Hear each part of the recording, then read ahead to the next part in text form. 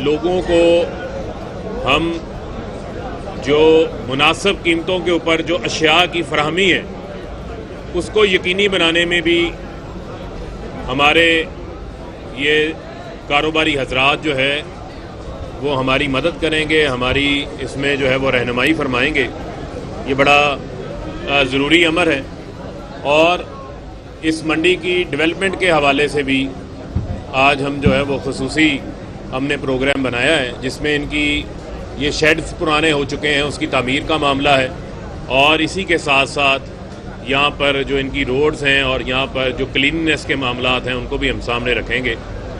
और जैसा कि आपके इल्म में है, जो मेन हमारी कोशिश है कि मुल्क की जमहूरियत को मजबूत करने के हवाले से जो साफ़ और शफाफ इंतखाबात हैं उसके लिए इस्लाहात लेकर आए। इस मौका के ऊपर जो इस्लाहात वक्त की ज़रूरत है उसके ऊपर सिर्फ़ और सिर्फ तहरीक इंसाफ की हुकूमत जो है वो काम कर रही है। सारी जमातें ये कहती हैं कि इंतखाबात में जो है वो धांधली होती है, लेकिन अमली तौर के ऊपर किसी भी जमात ने इंतखाबात को साफ़ और शफाफ बनाने के लिए अपोजिशन में मौजूद जितनी भी जमातें हैं, जितना चूचू का मरबा इकट्ठा हुआ है, इन्होंने कोई तजवीज़ नहीं दी। आइन का आर्टिकल 218 बड़ा वाज़े है जो ये कहता है कि साफ और शफाफ इंतखाबात करवाना जो है वो इलेक्शन कमीशन की जिम्मेदारी है। और इलेक्शन एक्ट 2017 की शिक नंबर 103 में ये लिखा हुआ है कि इलेक्ट्रॉनिक वोटिंग मशीन का जो है वो इस्तेमाल किया जाएगा, उसका पायलट्स किए जाएंगे, उसका ट्रायल किया जाएगा। इलेक्शन एक्ट 2017 की शिक नंबर 94 के अंदर बैरून मुल्क जो पाकिस्तानी है उनको वोटों का इख्तियार देने का, पायलट्स प्रोजेक्ट्स का कानून मौजूद है, लेकिन उसके ऊपर अमल दरामद किसने करना था? उसके ऊपर अमल दरामद इलेक्शन कमीशन ने करना है, किसी ने बाहर से आके नहीं करना।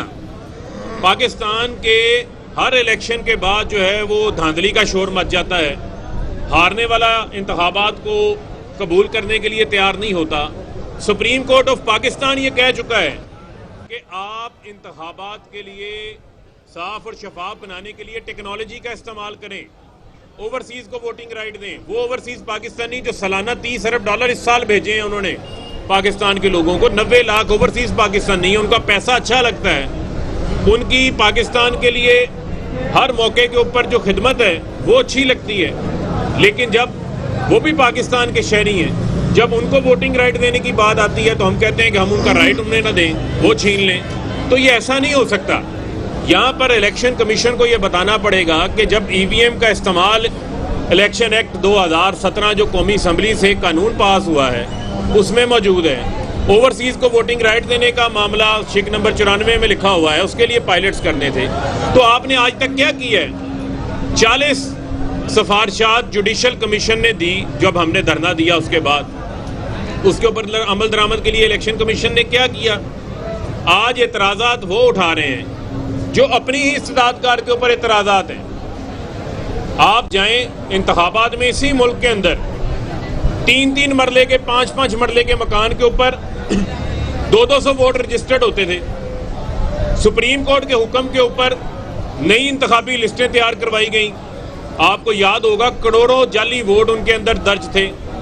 यहाँ पर इलेक्शन डे वाले दिन मुर्दे आके वोट डाल जाते हैं, जो अल्लाह को प्यारे हो गए उनके वोट भी दर्ज हो जाते हैं, जाली बैलेट पेपर्स भी छप जाते हैं। यहाँ पर जो है वो प्रिजाइडिंग अफसर भी बिक जाते हैं, यहाँ पर जो है वो डब्बे भी उठा लिए जाते हैं। बुनियादी चीज़ ये है कि ये तो एतराज़ात इलेक्शन कमीशन ने अपने ऊपर ही उठा लिए, अपनी इस्तेदादकार पे उठा लिए। और इलेक्ट्रॉनिक वोटिंग मशीन दुनिया की बड़ी बड़ी जमहूरियतों में इस्तेमाल हो रही है, उससे इंतखाबी अमल जो है वो ट्रांसपेरेंट होगा, साफ शफाफ होगा।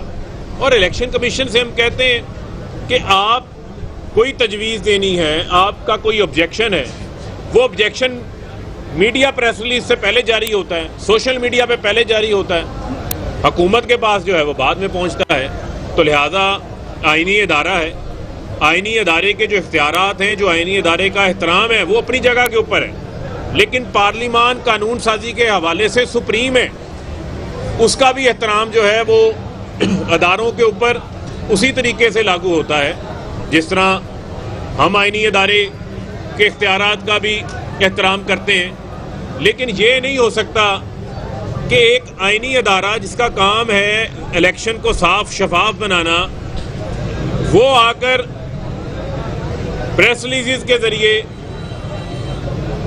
एक ऐसा तासुर देने की कोशिश करे कि पता नहीं हम इंतखाबी इस्लाहात के जो है वो खिलाफ है।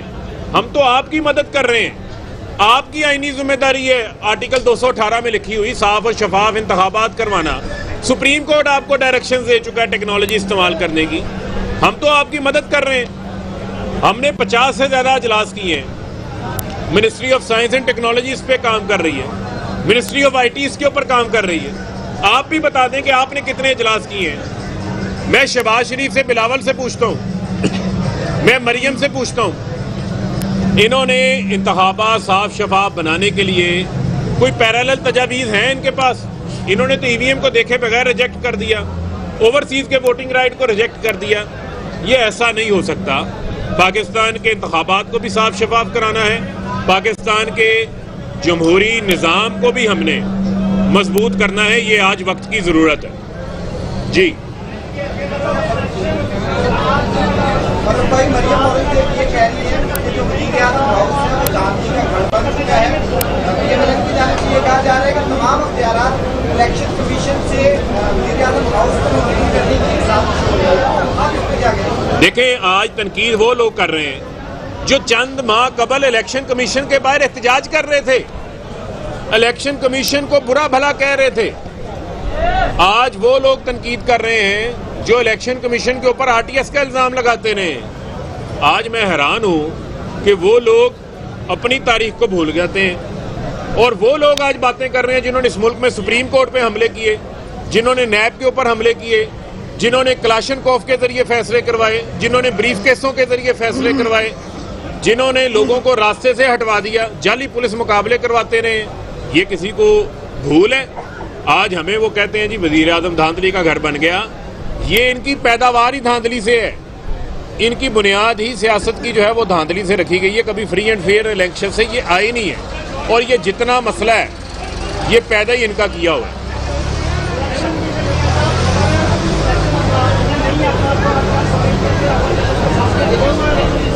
देखें, ये तो पाकिस्तान की आवाम ने फैसला करना है, लेकिन लोग चाहते हैं कि इंतखाबात साफ शफाफ हो।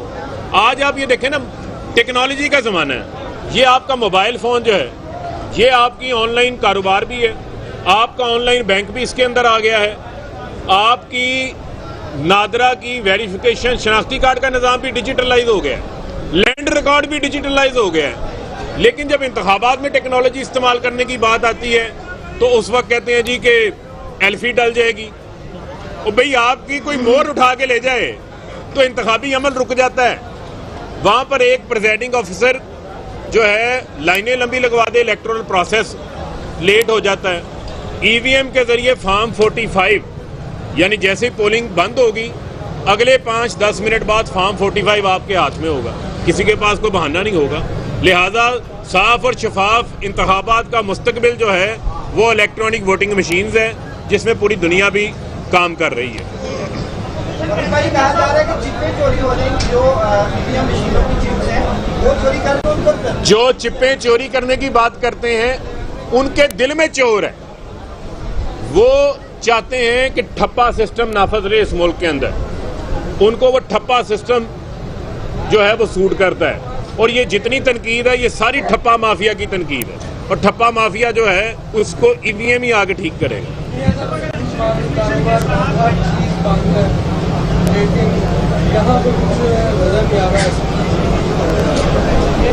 SOPs के ऊपर देखें, वैक्सीन हम सबको मोटिवेट कर रहे हैं, यहाँ भी वैक्सीन का इंतज़ाम हुआ है, वैक्सीन लोगों को लगाई गई है। और ज़ाहिर बात है यहाँ पर आपको पता है कि मंडी है, और मंडी के ऊपर जो है वो लोगों का कारोबार का सिलसिला है, और इसमें मामलात फिर इसी तरीके से चलते हैं।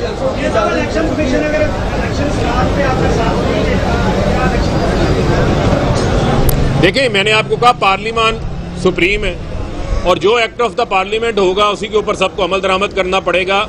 ये भी आइन के अंदर लिखा हुआ है कि इलेक्शन कमीशन ने एक्ट ऑफ द पार्लियामेंट के तहत इंतखाबात करवाने। बहुत शुक्रिया। YouTube पर Googly TV देखने के लिए youtube.com की सर्च बार में Googly TV टाइप करें। Googly TV के पेज पर सुर्ख रंग के सब्सक्रिप्शन वाले बटन पर क्लिक करना ना भूलिए। YouTube पर अपलोड होने वाली वीडियो से बाखबर रहने के लिए बेल आइकॉन पर क्लिक कीजिए। आपको हर नई आने वाली वीडियो के बारे में नोटिफिकेशन मौसूल हो जाएगा।